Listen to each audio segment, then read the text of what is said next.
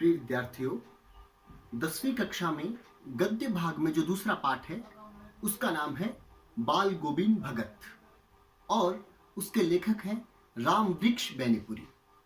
मैं आपको पाठ का सारांश बताऊंगा जो कि मन को छूने वाला है और इसके बाद में आप पाठ बुक से पढ़ सकते हैं।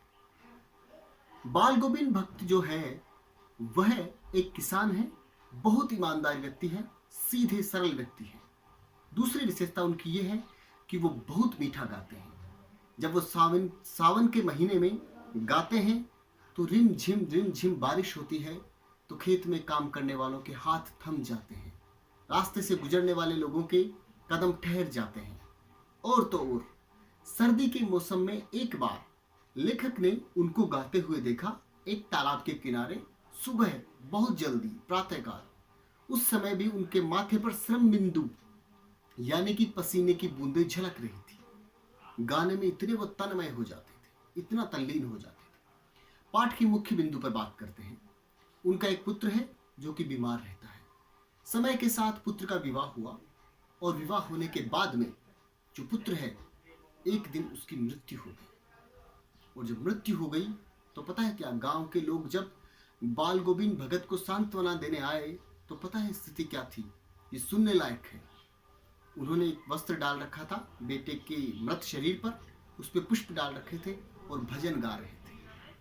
लोगों ने आकर के पूछा कि ये क्या हो रहा है, कहीं बाल गोविंद भगत जो है वो आप पागल तो नहीं हो गए हैं। लोग बातें करने लगे आपस में। आपको पता है बाल गोविंद भगत ने क्या कहा? बाल गोविंद भगत ने कहा, अरे ये जो आत्मा है, जो विरहिणी है, वो परमात्मा से जाकर के मिल गई, इसमें रोने का क्या काम, ये तो उत्सव मनाने का काम है। अपनी पुत्र वधू को भी उन्होंने ऐसा ही कहा कि बेटी रो मत, ये तो आत्मा है जो विरहिणी है, वो अपने प्रेमी यानी कि ईश्वर से मिलना चाहती है, वो इसे छोड़ करके वहां पर चली गई, इसमें उदास होने की कोई बात नहीं है, आप उत्सव मनाइए। और सुनिए दूसरा उदाहरण मैं आपको बताऊं कि इसमें वो क्या बताना चाहते हैं कि जैसे जब हम जन्म लेते हैं हमारे पास कुछ नहीं होता, सब कुछ ईश्वर देता है, और अगर ईश्वर दी हुई चीज को वापस मांग ले तो इसमें बुरा क्या है। तो बाल गोविंद भगत के समझने का मतलब ये है, उनका बौद्धिक स्तर इतना ऊंचा है, वो सोचते हैं कि मेरे पास पहले कुछ नहीं था, ईश्वर ने पुत्र दिया, मैंने पुत्र का सुख भोगा, अब उन्होंने दी हुई चीज वापस मांग ली तो उसमें उदास होने की बात क्या है। यह बहुत महत्वपूर्ण बात है कि इतना ऊंचा व्यक्तित्व और इतनी ऊंची सोच होना। उसके बाद में आगे चलते हैं। जब पुत्र को मुखाग्नि देने का समय आया तो उन्होंने खुद ने मुखाग्नि नहीं दी, अपनी पुत्र वधू से कहा कि आप मुखाग्नि दो।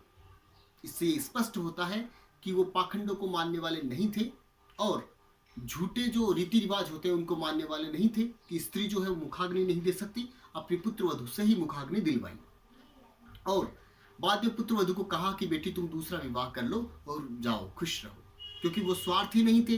वो नहीं चाहते थे कि पुत्र वधू मेरे पास रुके और अपना जीवन नष्ट कर ले। पुत्र वधू भी बहुत समझदार थी। वह बोली कि आपको मैं छोड़कर कहाँ जाऊंगी, बीमार हो गए तो कौन संभालने आएगा, कोई पानी भी नहीं पिलाएगा, मैं यहीं पे रुकूंगी। ये संस्कार है, बच्ची के संस्कार है, ये जो वहां पे बहू बन करके आई है। अब वो बाल गोविंद भगत और उसमें काफी इस बात पे अड़ जाते हैं। बाल गोविंद भगत कहते हैं तुम चली जाओ और वो कहती है नहीं, मैं आपकी सेवा करने के लिए रुकूंगी। अंत में बाल गोविंद भगत कहते हैं कि अगर तुम नहीं जाओगी तो मैं खुद ही ये घर छोड़ के चला जाऊंगा। तब बहू को झुकना पड़ा और वह अपने भाई के साथ अपने गांव चली गई। साथ ही बाल गोविंद भगत की एक विशेष बात और है कि वो जितना भी खेती से कुछ भी आमदनी होती थी उसका वो आधा भाग साहब के आश्रम में दे देते थे। साहब का मतलब कबीर आश्रम, दान कर देते थे। तो इस प्रकार से उनके व्यक्तित्व के विषय में लेखक ने बताया है जो कि आश्चर्यचकित कर देने वाला है।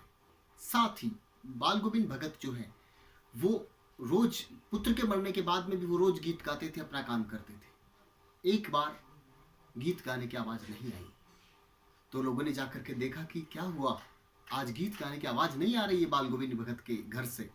तो पता है क्या हुआ, बाल गोविंद भगत की आत्मा भी परमात्मा से जाके मिल गई थी, यानी विरहिणी आत्मा परमात्मा से जाकर के मिल गई थी। धन्यवाद।